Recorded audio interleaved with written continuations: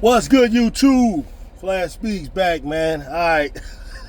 I got a chance, man, to see that Indiana Fever versus Dallas Wings game. Uh, Come on, man. It was kind of like what I thought. See, I don't come on here and start assuming things, but so that's why I didn't really go in, because I'm not going to sit up here and cap in front like I saw something and then just start speaking without knowledge. Man, like, listen, man. Oh, my goodness. I think they talk about Christy Sides. Dude, I think Mike D'Antoni somewhere hiding. Mike D'Antoni somewhere on that staff. I don't care what nobody say. She talking to him or something. He hiding somewhere. I swear, man, I felt like I'm watching the Phoenix Suns from 2010, 11, somewhere around there. Then I felt like I'm watching Houston Harden, is what I said. First, I gave the Houston Harden comp, because that's that's more clear in my mind than Nash. But you know what? You know what those two teams had in common? Mike D'Antoni. No damn defense, man. No damn defense, man.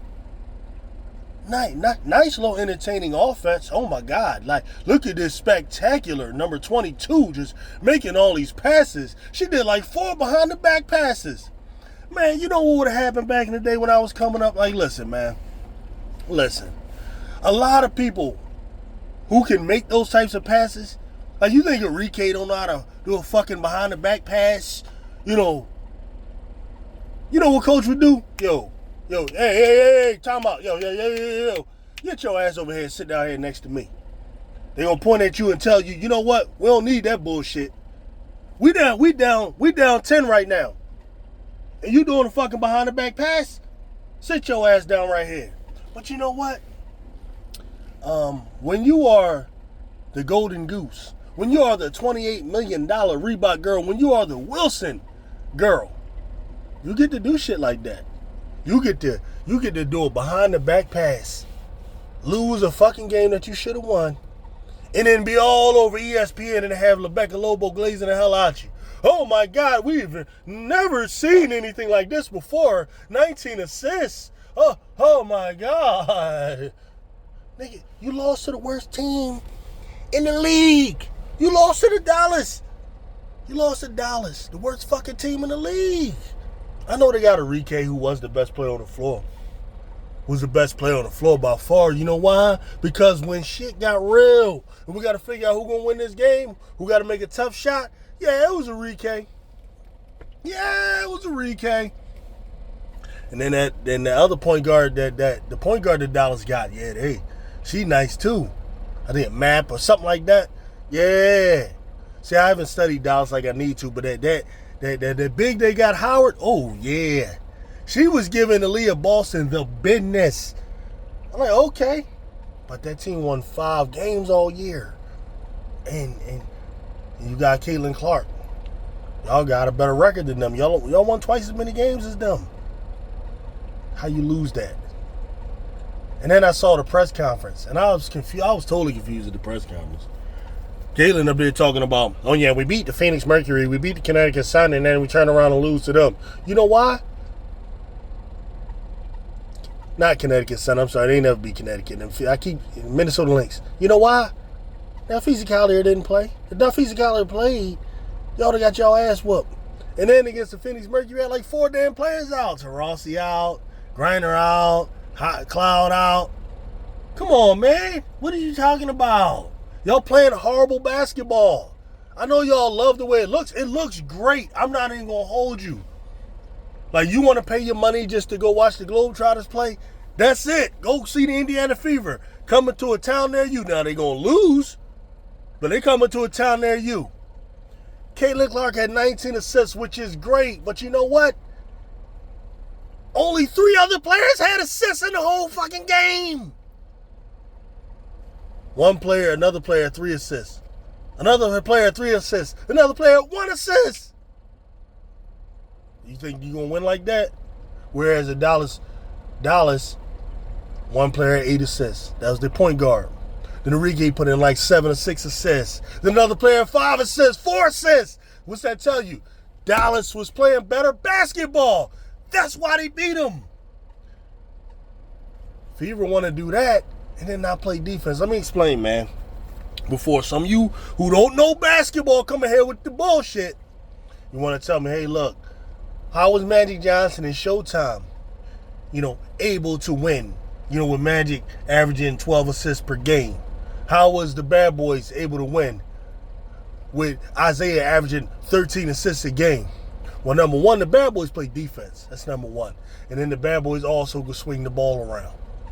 It was Isaiah-centric, but not so much. You also had Joe Dumars giving you 20. Right? But the main thing is they play defense. Magic Johnson, his team, his Lakers, every year they won. They were always top 3 in assists as a team. Pass, boom, boom, extra pass, boom, boom, boom, boom, boom. And before some of y'all coming in here talking about, well, Kelsey Mitchell's not a passer. Nalissa Smith is not a passer. I'm trying to tell you, I'm not talking about them setting up a fancy pass that's off of a, pick and roll action or give and go action or something like that. I'm talking about basic ball movement, swinging the ball around until you find an open person, and not always counting on, Caitlin Clark gravity to open up the offense. And I'm telling you this because eventually you're going to run into a team that's not going to care about the gravity. Connecticut Sun got one player that's going to stick her. Now, there'll be times where they trap her here and there because it's proven you can get a turnover if you trap Caitlin.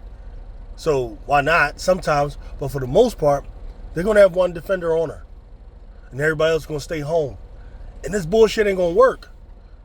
It's a system that has not produced wins. It's not a good system. Especially when you couple it with lack of defense. And it's too many turnovers. Hey, look, man. Hey, I could be wrong. When I'm wrong, when this shit works for Caitlin, she wins a title, you can come to here and clown the hell out of me. I'm going to take all of it. But I'm telling you right now, my Nostradamus glasses is telling me this system and this style they are playing, while it would be very entertaining, while it will put asses in the seats because Caitlin Clark is allowed to just do all types of fuck shit, all types of behind the back passes, all types of bounce, this, that, got the green light of the century where she can shoot as many times as she want, all of that. While it's good, while they'll be entertaining, they ain't gonna win. They ain't gonna win. Even with the officials trying to help them. The officials are gonna call phantom calls, they're gonna do all of that, they're gonna try. But this WNBA, just looking at the landscape of it, it wins with teams that are loaded with talent, who play a style of ball. This is the thing that Becky Hammon, and shout out to Becky Hammon, she was getting on the Aces and they lost to Chicago. Because she said too many of them were out there trying to be individuals, just trying to score on their own. They weren't making extra passes. The only time they were looking to go to an extra pass is when the defense was stopping them. But they weren't looking to pass. They weren't looking to share the ball. And this is one of the reasons why, though the Aces are the best team in the W, it's why they don't have the best record. They are not consistently sharing the ball. I think they'll get it by the time the playoffs come. Like when the playoffs come and it gets real, it's just, you're not going to beat them 4 times. So the Aces will win it ultimately because they just have too much talent. Kelsey Plummer's not going to always, just suck at shooting, and that's not going to happen. But why is the Connecticut Sun constantly up there? Why is the New York Liberty constantly up there? They don't have one person getting 10 assists and everybody else getting 1, 2 assists and all of that kind of stuff. 0 assists. They share the ball. In this particular league, that's the way you're going to have to play to win. That's the way you're going to have to play to win.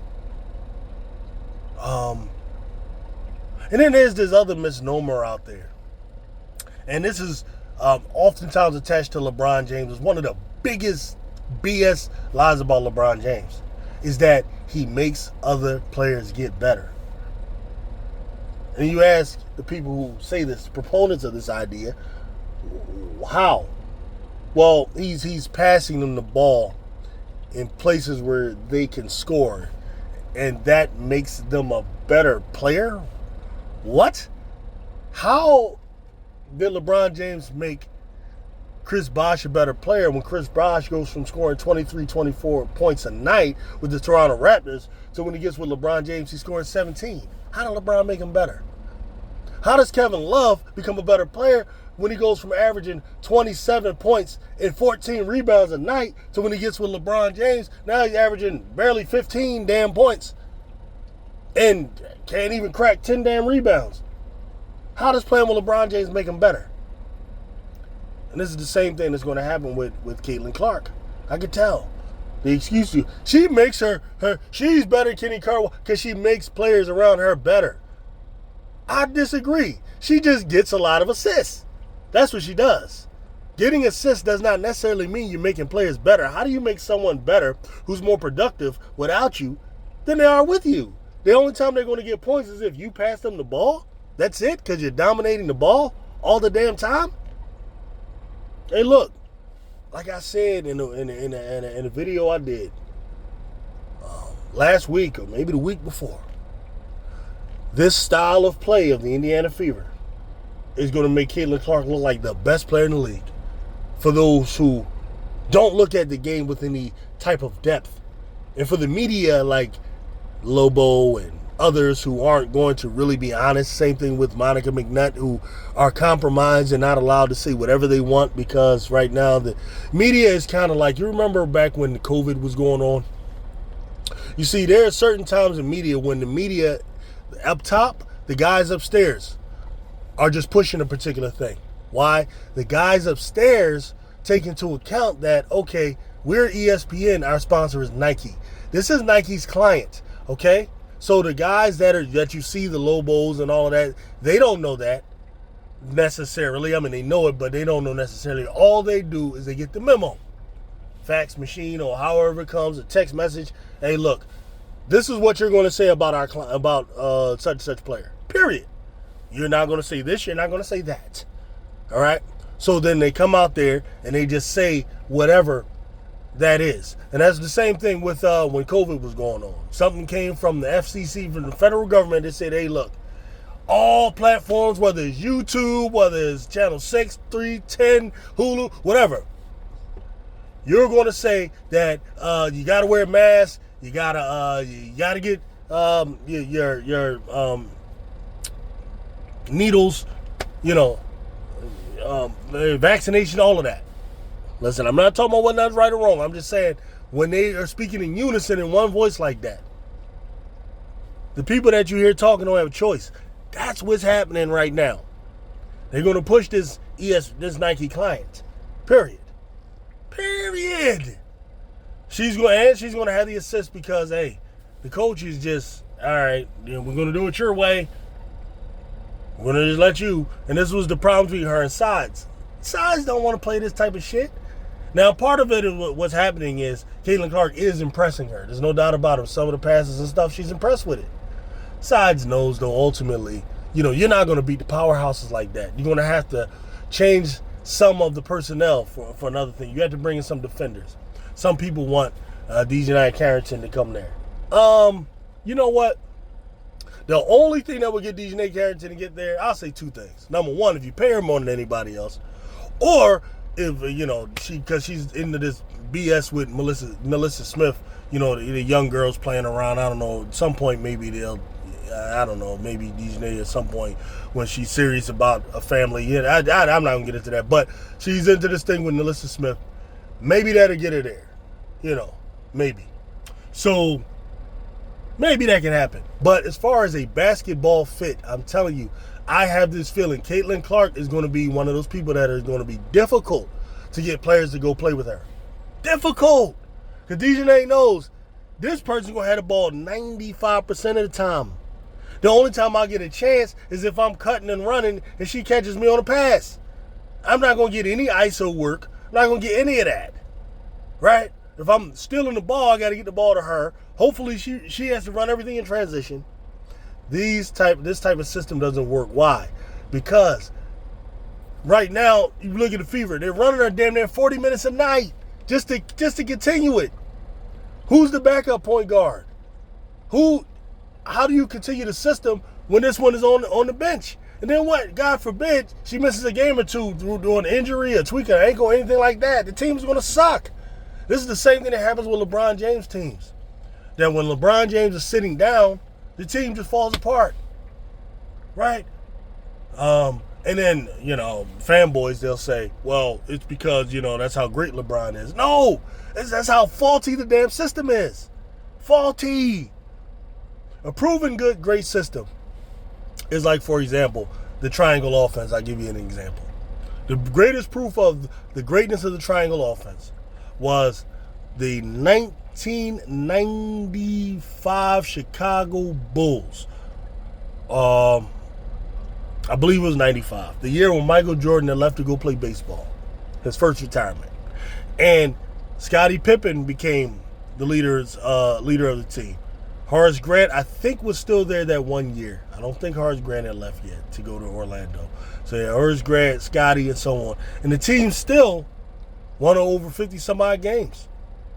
Because the team was on automatic. They had a system that they ran that was still not well enough to win a championship, but it was well enough to keep itself afloat.